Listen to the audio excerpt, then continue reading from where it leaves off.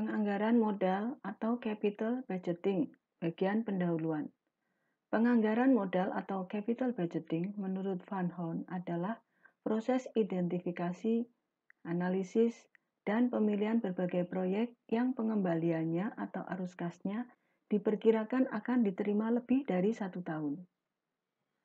Atau merupakan keseluruhan proses dalam menganalisis proyek dan memutuskan salah satu proyek yang akan dimasukkan dalam anggaran modal.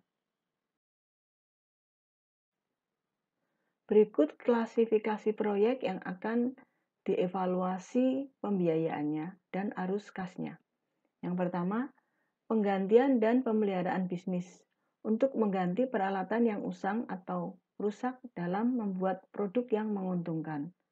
Yang kedua, penggantian dan efisiensi biaya untuk pengeluaran mengganti peralatan yang telah usang untuk menurunkan biaya disertai analisis yang terinci.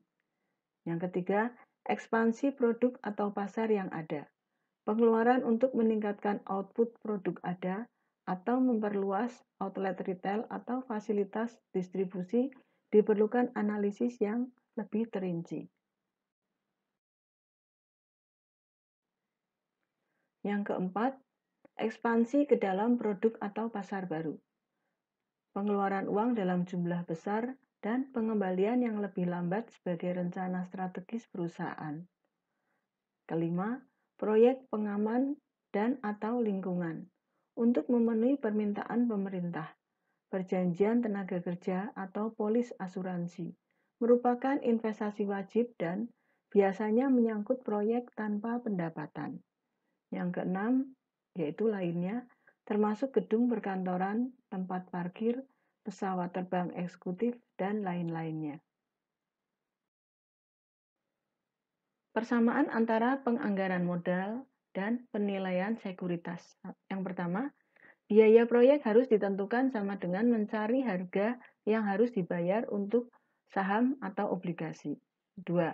Manajemen mengestimasi arus kas yang diharapkan dari proyek, termasuk nilai sisa aktiva pada akhir umur, sama dengan mengestimasi dividen masa depan atau serangkaian pembayaran bunga atas saham atau obligasi, bersama dengan harga jual saham yang diharapkan atau nilai jatuh tempo obligasi. Yang ketiga, risiko arus kas yang diproyeksikan harus diestimasi, memerlukan informasi tentang distribusi probabilitas atau ketidakpastian arus kas.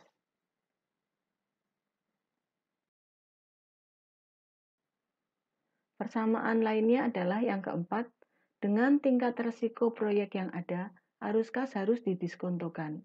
Yang kelima, arus kas masuk yang diharapkan dihitung atas dasar nilai sekarang.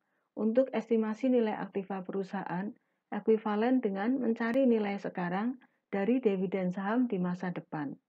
Yang keenam, nilai sekarang dari arus kas masuk yang diharapkan dibandingkan dengan pengeluaran atau biaya yang dibutuhkan. Jika present value arus kas melampaui biaya, maka proyek harus diterima. Jika sebaliknya, maka proyek harus ditolak.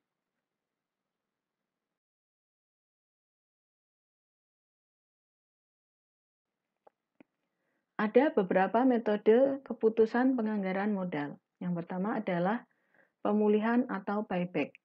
Yang kedua, pemulihan yang didiskontokan atau discounted buyback period.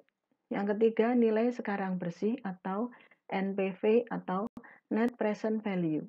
Yang keempat, tingkat pengembalian internal atau internal rate of return. Yang kelima, tingkat pengembalian internal yang dimodifikasi atau MIRR, Modification Internal Rate of Return.